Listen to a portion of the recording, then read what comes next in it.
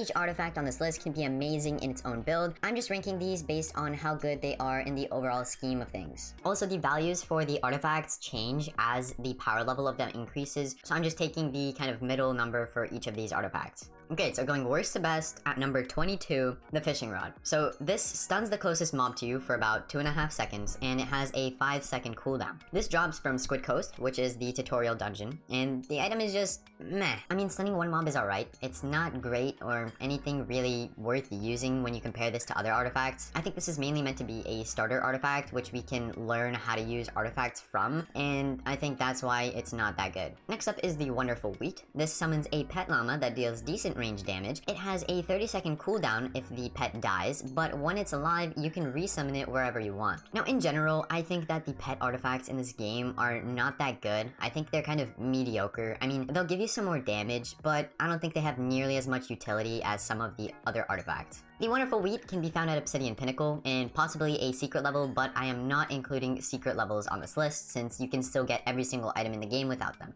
The Tasty Bone is next, which is another pet artifact that summons a pet wolf that does decent melee damage, and it has a 30-second cooldown when the pet is dead, but you can resummon it whenever you want, wherever you want, when it is still alive. Next up is the Shock Powder. This stuns all enemies around you in a pretty large area for about 5 seconds, with a cooldown of 15 seconds. This can be very useful in some situations. It's basically a more powerful version of the Light Feather, but it has a much longer cooldown. 3 times as long. So although it is a decent artifact, it is just overpowered by other ones, and I think overall the stun effect on this one is a bit overkill because we don't need that much of a radius. So although it is a decent artifact, I think it's a bit overkill for a stun artifact, and the fact that the increased radius comes at the price of an increased cooldown just isn't really great, and it makes it so that this artifact is overpowered by other stun artifacts. The Lightning Rod is next, which is a soul artifact, so it requires souls for use, and it gives you +1 soul gathering. Wherever you are pointing when you activate this artifact is where lightning will strike down after about 1 second, dealing decent damage. I think that the way this artifact activates is pretty cool. It is the only artifact in the game that activates wherever your pointer is, and this could be pretty useful in cases where you need to kill a specific mob that is protected by others.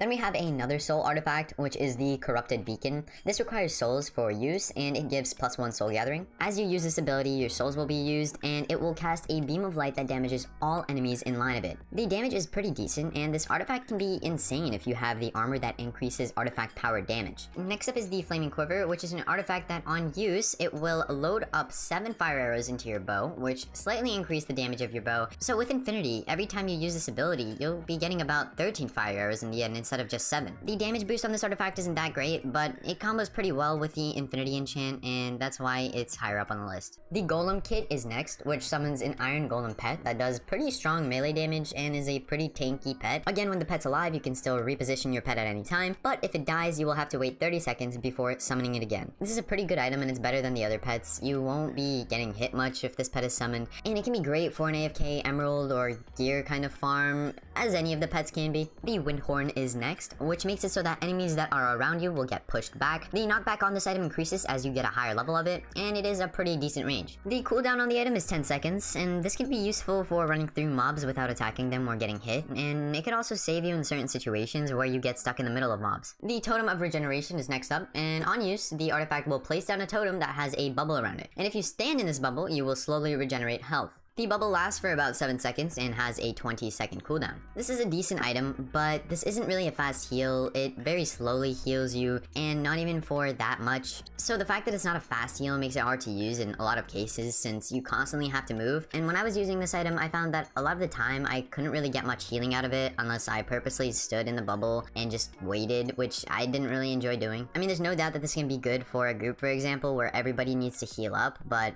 individually, it's not that great. Here we have the second totem artifact out of the 2 that are in the game, the Totem of Shielding. This places a totem on the ground that blocks projectiles from entering a bubble around it. It lasts for about 7 seconds with a 20-second cooldown, and it only blocks ranged attacks. If you're struggling with ranged mobs killing you a lot of the time, this could be a pretty good help, but the fact that you can still get hit by melee enemies is not that great. Then we have the Love Medallion. So this has an interesting effect. It turns up to 3 enemies into allies for 10 seconds and gives them a damage buff, but after those 10 seconds are over, they disappear. I think this artifact's pretty decent, but I don't think that it's that great or bad.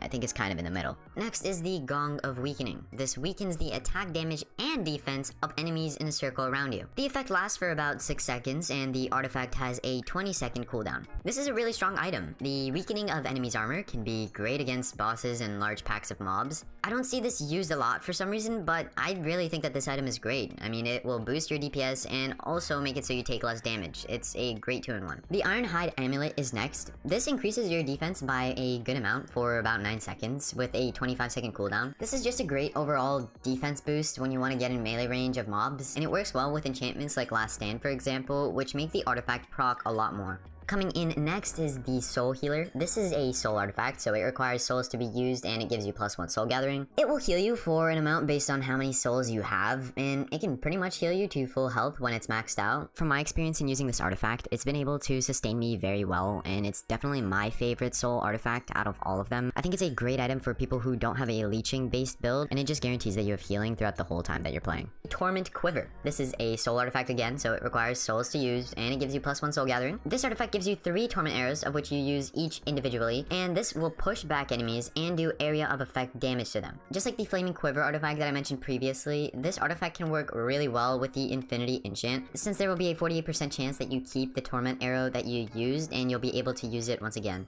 And the torment arrow is really a necessity for any ranged weapon build. It is really powerful. Then we have the Fireworks Arrow. This makes your next arrow shoot a firework, which does significant splash damage on hit, and it has a 30-second cooldown. This item, just like the Torment Quiver, is a must for any build based on a ranged weapon. The Harp Crossbow and Lightning Crossbows benefit the most from this artifact because both of the weapons shoot additional arrows, meaning that you'll get multiple fireworks on hit. And again, with the Infinity Enchant, you'll also get a chance to get extra firework shots. With me, I found myself getting about 2 extra shots. At number 5, we have the Light Feather. This has a small roll effect, and at the end of that roll, enemies around you will be stunned for about 2.4 seconds. This only has a 3-second cooldown, so it's essentially a permanent stun to close by enemies since the cooldown is very short. This item is amazing. There isn't really much wrong with it. It's really good if you want to make sure that melee enemies will not be able to deal damage to you. Next up are the Boots of Swiftness, which give you a pretty decent boost of speed, and they last for around 2.5 seconds with a 5-second cooldown. This is just an overall great speed item. It's just going to increase the rate at which you complete dungeons, and I think that's a great thing. Next is the Ghost Cloak, which is pretty interesting. So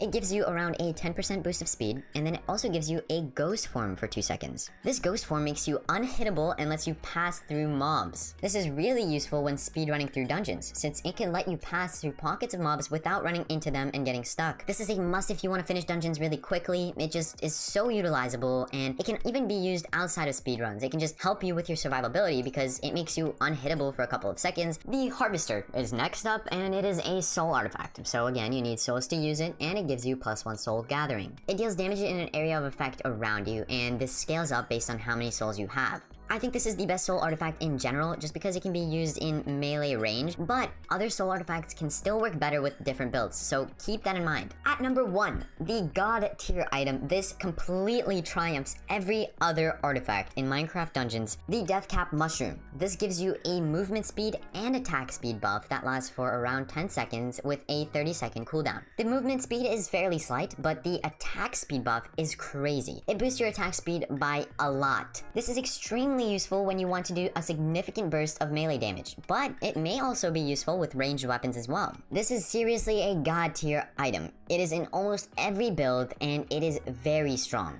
And if you haven't gotten this item yet or haven't tried it out, I really recommend that you do. It can just make your overall damage per second so much higher, and it's just a really OP item right